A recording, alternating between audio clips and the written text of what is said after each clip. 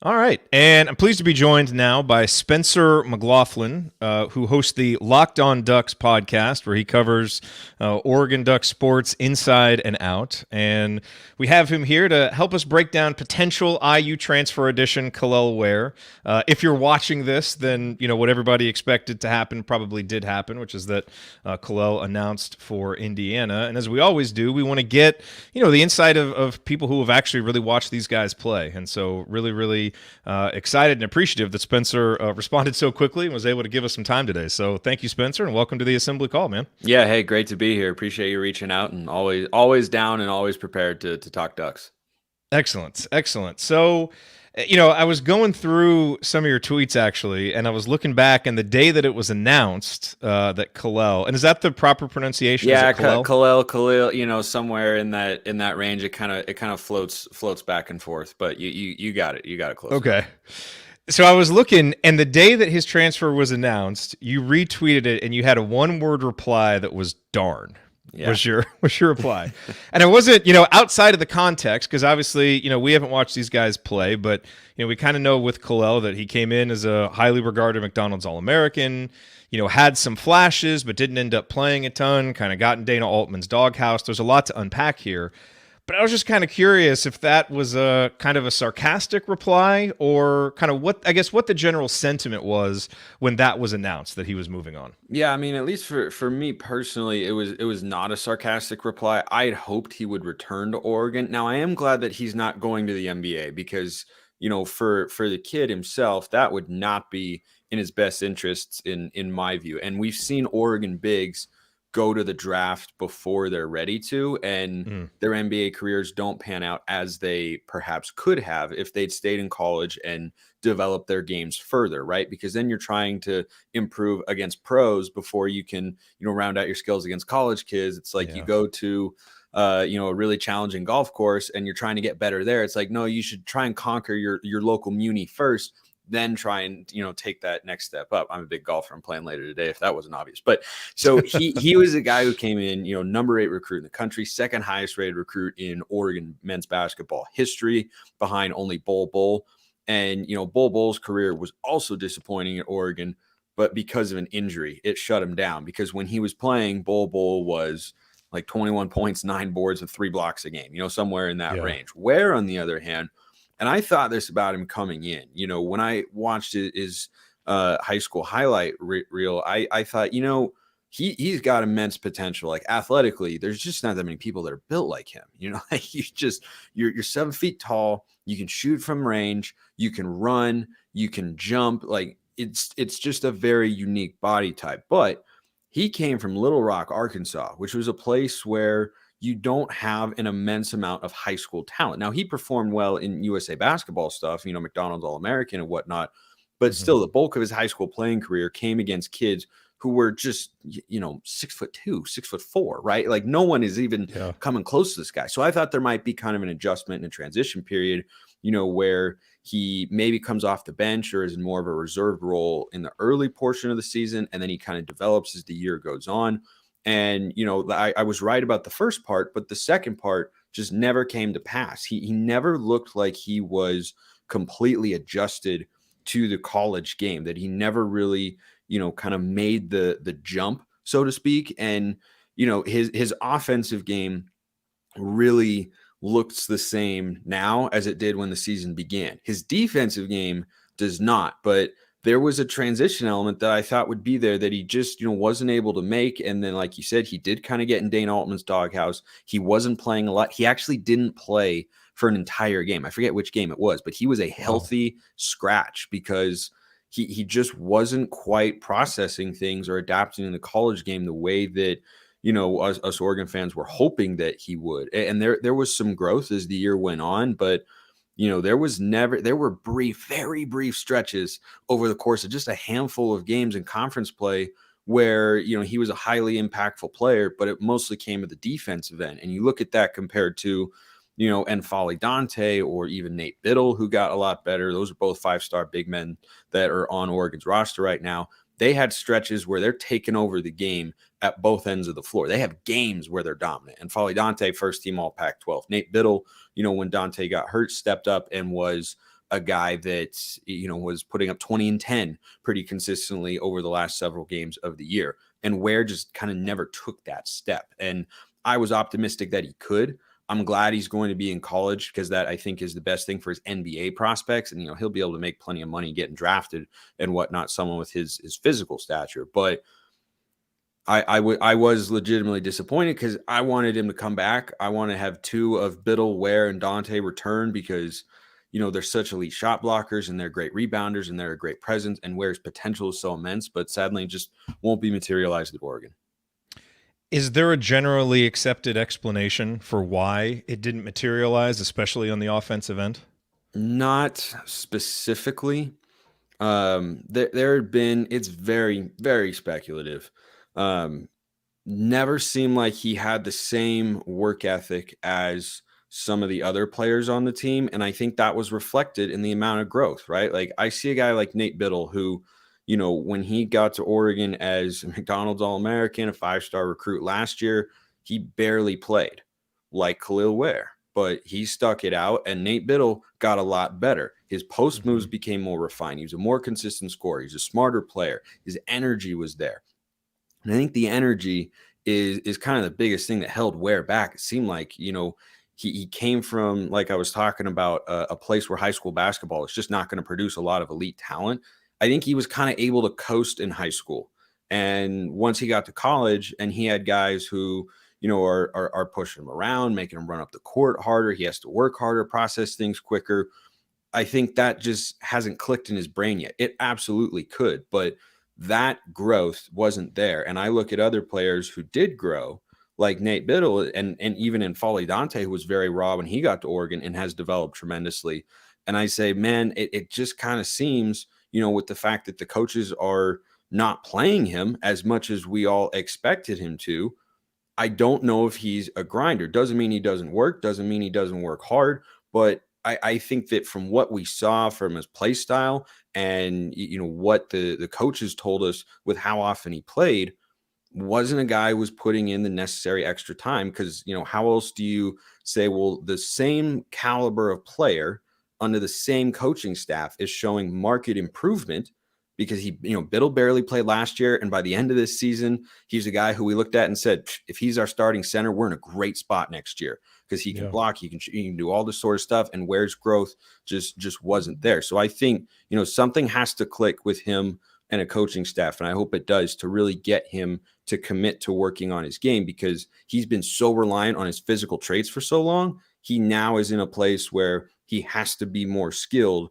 in order to succeed at a higher level than what he has shown so far. There's an article from his hometown paper back in Arkansas, and I forget the writer who wrote that. Forgive me.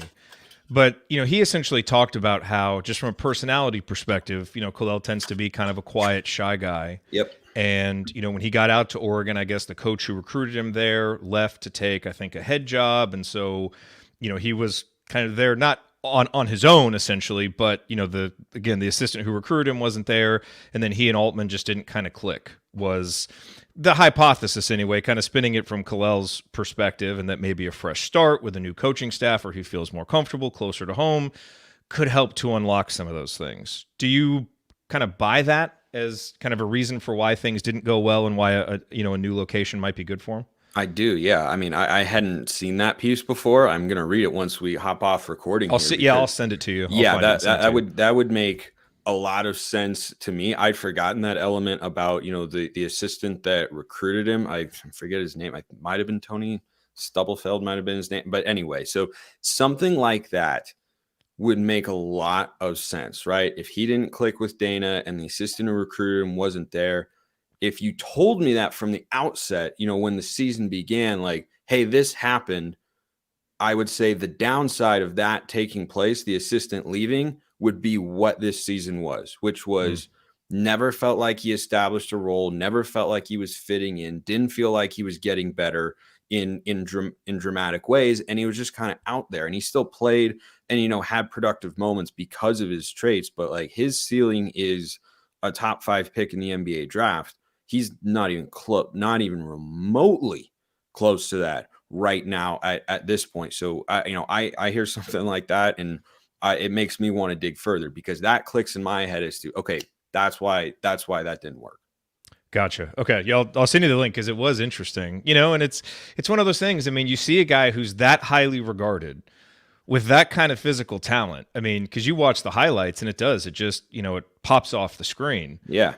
You kind of look for explanations for even his college highlights. The few that there are, I wish there had been more, of course, but like the ones he does have, they pop off the screen. Yeah. Because you see him, catch a ball on the baseline and just go one step, two step, and throw down a tomahawk, and you're like, whoa, there's not a lot of guys on the court that can do that. Or you see him pick and pop, and you see a guy that tall step out and hit a three, and you're like, there's not a lot of guys that can do that either. But there were just so many other elements to his offensive game that are very unrefined right now, and I think he needs to find the right coach, and maybe Mike Woodson is that coach who can come in and really shift his mindset to make him the best version of himself, because he clearly wasn't able to achieve that at Oregon, unfortunately. Give us your kind of in-depth scouting report of him as a player. And you've talked a little bit about it, but I'd love to even get a little bit more detailed. And we can start on the offensive end. And I think a lot of fans recognize that he's a versatile guy, kind of a modern center that can step out, face the basket. I think he took 55 threes this season. I think he hit 28%. Was that at all a point of contention, him taking so many threes at a low percentage, or is that just indicative of his skill? So when he was recruited to Oregon, and I was, watching what his skill profile was based on his highlight videos and reading reports and all that sort of stuff, I actually, coming into the year, wanted him to be Oregon's starting four. I wanted him to be an inside-out four, because he could play down on the baseline in a zone or on the block for post-ups, free throw line area, but also step out and hit the three. And I wanted N'Faly Dante to be at the five and Oregon to have that sort of length. But his inability to hit open threes consistently, like, he should be a much better than 27% three-point shooter. Almost, 90% of the threes that he took this year were open looks, whether that was on a ball rotation or a pick and pop, whatever the case may have been. He's not taking, step back threes, pull ups in transition with a hand in his face. Like, he's getting open looks, and he only hit 27%. And that's the biggest area where, well, actually, I think the second biggest area where his game needs to grow. Like, he needs to be a better 3-point shooter, because that's how you unlock his full potential offensively. I think that the absolute maximum ceiling in this, he probably can't even go this high because he's an all-time player. But I look at Dirk and I say, okay, look at what Dirk's game was. Trailer threes, pick and pop, post-ups, right? And effective in the mid-range, using his size to hit fadeaways. There's no reason where, if he continues to develop that shot, can't have that well-rounded of an offensive game. Probably not able to do it at the level of Dirk, because Dirk is, one of the 15 best players I think we've ever seen in the NBA. I live in Dallas, man. You're speaking my language now. Yeah, I mean, I loved watching Dirk, but like that sort of physical profile here, and Kel'el Ware is more athletic than Dirk was, right? Dirk was kind of slow, Stiff. and Ware is slow-footed, but Ware can get up, Ware can block more shots. He could be a better player at the defensive end of the floor. So 3-point shooting just has to improve straight up. And from the start of the year to the end of the year, it did not. He would miss open threes regularly, to the point where, when he put up a three, I wanted him to take it because he needed to within the structure of the offense, and because I know it's best for his growth and potential, but I was expecting it to not go in. Like, I was surprised when it did go in, and so, was there something mechanically that was off? Was it a confidence not that I could thing? see? No, I think it's just gym time. I think he's just got to, get that gym rat mentality a little bit, get in there, work on it, and also shoot them over the course of games as well. Like, when you have those preseason games against low major, mid-major teams that you're going to beat by 20, 30 points, he's got to take those shots, develop them, but he's got to have the confidence as well to let them fly. And that's the, I think, second part of his offensive game that needs to develop, because the first one is his low post moves. When he fades away, like, he gets a post touch, he's got decent touch around the rim. I won't say great right now. That also needs to improve, and just, again, feels like a gym thing, which is going back to my earlier comments. Like, the growth just really wasn't there from the early part of the season to the end of the season. It just seemed like, man, are you working as hard as you possibly can, because other guys do develop like that, and he just was not. And I think that's why the assistant coach thing makes a lot of sense. But One shot that he would go to pretty often on the block is a turnaround fadeaway. He could turn over either shoulder, but when he put it up, it's one of those moves that at the college level just pops off the screen because you're like, oh, no, people don't do that, right? And Folly Dante, first team all Pac-12, could not put up a turnaround fadeaway if he tried. Right? Everything he does is 5 feet and in from the basket. That's just kind of his game. But Ware, he shoots the ball kind of up over his head, so he's got a really high release. And as a Mavericks fan, when you get a 7-footer in the post who's athletic and can hit a fall away, no one can block it. Can't guard it. Yeah, no one can touch it. And when he made those shots, you looked at it and went, boy, he might be one and done going to the NBA draft. The problem that I saw, though, was he was not particularly efficient on those types of shots. His 2-point percentage this year was, I think, about 53%. He was 46% from the field on the season. He was like 53% on 2-point shots. But that's because the part of his game that is really good is the pick and roll.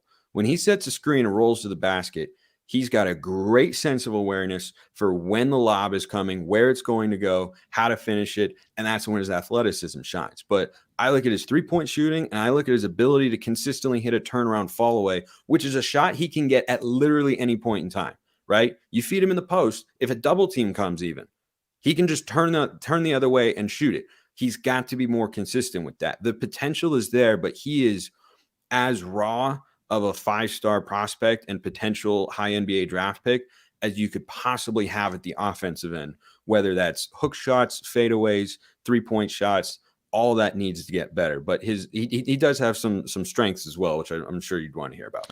I'm just curious contextually, because I didn't spend a lot of time watching Oregon. What was the guard situation like? Was he playing with pretty good guards that could set him up well and were pretty good at making reads in the pick and roll?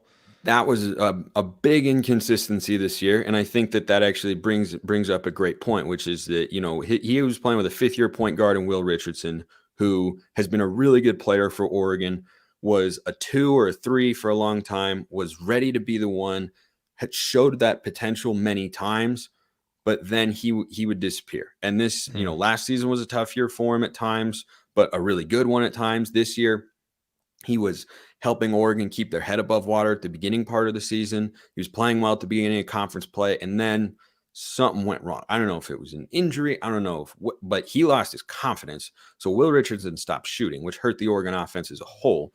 But Will Richardson came almost overly reliant on passing.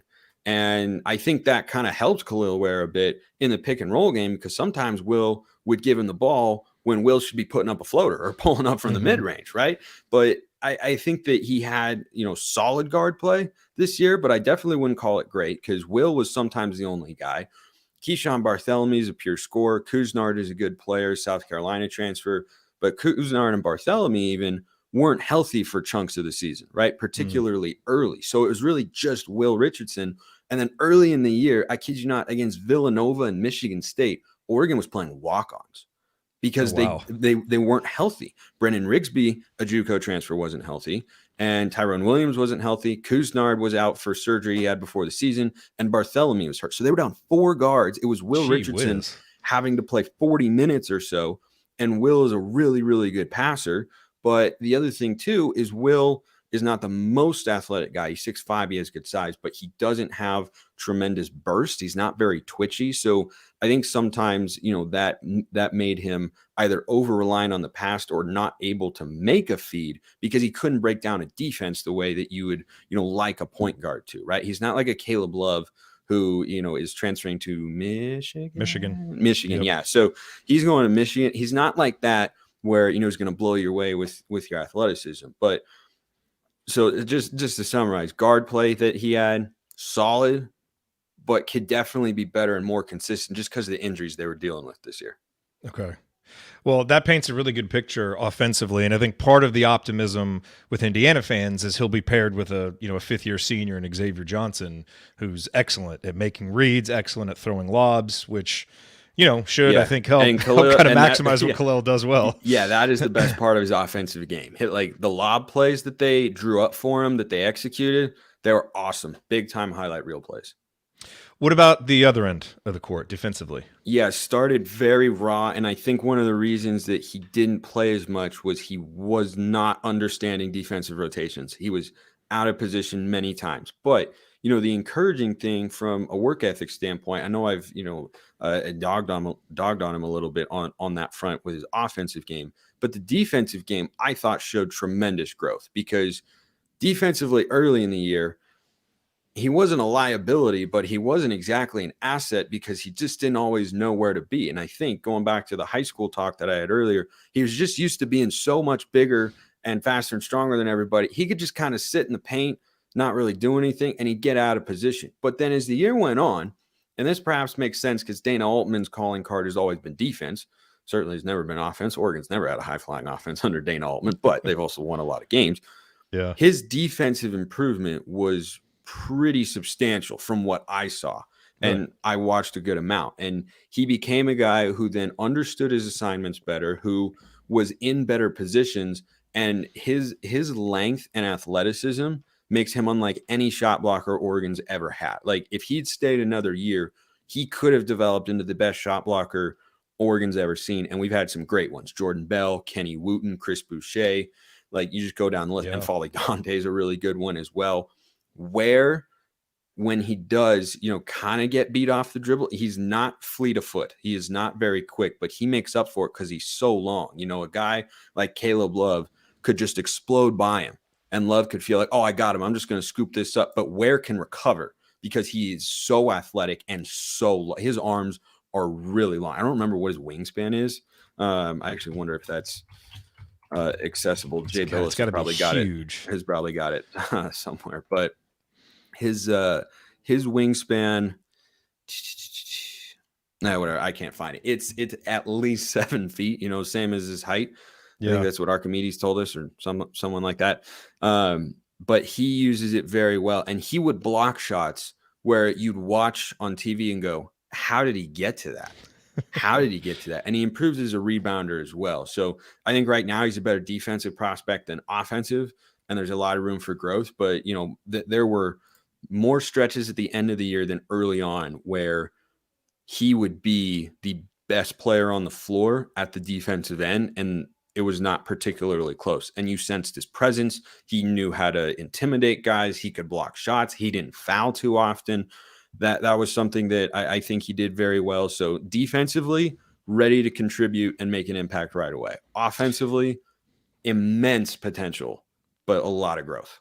Interesting. It's interesting Altman being a defensive coach because usually coaches play young guys who will defend, and it's often the defensive end that keeps a young guy off the court. And it's interesting that it sounds like it was almost the opposite. Well, but how his playing time worked this year, it was less at the start of the year, and then it increased more as the season went on. Part of that was out of necessity, but he never had a moment after that healthy scratch where he didn't play in a game if it wasn't due to injury again. And I think that was because of his growth at that end of the court. But, he certainly never developed into someone who's anywhere close to his full potential at Oregon. There were very fleeting glimpses of it, and it was mighty impressive. But, he's a guy who just, I think because of where he played in high school, if he played basketball in Southern California, I don't think he'd have this problem. But I think this is what he is as a prospect because he's coming from Arkansas, which doesn't have a lot of people, doesn't have a lot of prospects, and you're just kind of able to coast through it there when you're that big, that fast, that strong. But now that you're up against higher level competition, he's got to be able to make that adjustment. Let me ask you one more question here. Yep. And it may be an unfair question that, that you can't really answer because I know you don't really know him personally, but obviously Indiana basketball is a huge fishbowl. I mean, this is what we're obsessed with. This is everything, and obviously Oregon basketball is popular, but I mean, Dana Altman, it sounded like he was frustrated with fans, not enough fans showing up for the NIT games. And so it's a different level of attention and focus and scrutiny, I would think, at least the volume of it at Indiana for basketball than Oregon for basketball. Do you have any concerns or questions about how he might kind of adapt to that environment, which in Indiana is a little bit more insane maybe than what he's leaving at Oregon. I don't, depending on what the expectations Indiana fans are going to set for Kel'el Ware if he does end up becoming a Hoosier, and hopefully my information here can kind of set and kind of temper those expectations, because a lot of people, more casual fans will say, oh, number 8 overall recruit in the class of 2022, 7-foot center, can shoot. Oh my gosh, he's going to be a dominant player. Like that's not what he is right now, but he's a very quiet kid. And I think that, was kind of a problem for him sometimes at Oregon. Nate Biddle surpassed him in playing time because I watched Biddle go out there and he was just playing with more energy. He was just playing with more moxie. He was just playing with more oomph to his game, the hustle, the grind, the grit, and Ware, he was just kind of out there. And sometimes it felt like he was just going through the motions, and I think that's somewhat a reflection of his personality, he's very quiet, he's reserved, he's not going to show a lot of emotion in that sense. So if you don't, herald him as someone who's going to be the savior of Indiana basketball and carry you to the Final Four, then I don't think the media scrutiny is going to be too much for him. It's not like there's, no coverage or attention for Oregon basketball, but, I talk about far more football on my show than basketball because it's far more popular amongst Oregon fans. So I think there is an element of that. But, the other thing too is the crowds at Matthew Knight Arena this year were somewhat muted compared to, we're not talking hundreds of people. We're talking, thousands and thousands, but not as many thousands as you would like to have, save for a couple games throughout the course of the season. Like Arizona was a great crowd, or Houston, that sort of stuff. But I would love for Oregon basketball to be at a place where it's not matchup dependent, but maybe, that's an element that he's missing, right? Like I've seen the crowds at Indiana. You guys are going to pack the house just about every time, right? Like it's a much bigger deal there. So maybe he just needs more of a home crowd and encouragement there. But I don't anticipate, he wasn't a guy who talked to the media very often. I don't think he was focused on it very much. I think he's just, kind of there to do his thing and play basketball, stay quiet, and just kind of go about his business like that. So I don't feel like that'll be an issue unless fans, put him on a pedestal that he probably shouldn't be on. Well, we will certainly try and use our platform to make sure that everyone's expectations are responsible. That's why. Yeah, that's right. That's why we're trying to talk with someone like you, who I think can give us the full 360-degree picture, because it's obvious there's a lot of reasons to be excited about this guy. For all the reasons Oregon was excited to get him, a lot of Indiana fans, are going to be excited too. And actually, it's interesting. A lot of what you've said about his strengths and weaknesses actually seem like things. The strengths will really fit in well, and I think some of the weaknesses, there are some elements of things that Indiana does that I think can maybe help hide those weaknesses, or in some respects, and hopefully has a better relationship with the coaches, and some of that stuff is better. But I really appreciate you giving us kind of that balanced perspective on the stuff that he does well, the stuff that he doesn't, and he's a freshman, and a lot of guys make their big jump between freshman and sophomore season, and that'll be what Indiana fans hope. One more thing. I do think it's highly encouraging. We've talked about his mentality, mindset, and approach to basketball and relationships with coaches and whatnot. I think it's highly encouraging that this is a guy who decided to come back to college and say, I do still want to be here and develop my game, before I go to the NBA. Because if he had come out into the NBA draft, he would have been taken in the first round, just because he's 7 feet tall. He can jump, out of the gym for somebody of his size, and has 3-point shooting potential. Like some team would have said, let's take a flyer on him and, play a 2 to 3 year development process and see if we can make him into a role player or starting power forward or center or something like that. But he decided to come back to college. So I think that's kind of the silver lining here for Hoosier fans, or whoever ends up getting him, on, the mindset and approach, is he's still here. And that means something. Absolutely. Spencer, thank you so much for your time, man. I really, really appreciate it. For the crossover fans, for folks who do pay attention to Oregon sports that are in our audience, what's the best place to find you?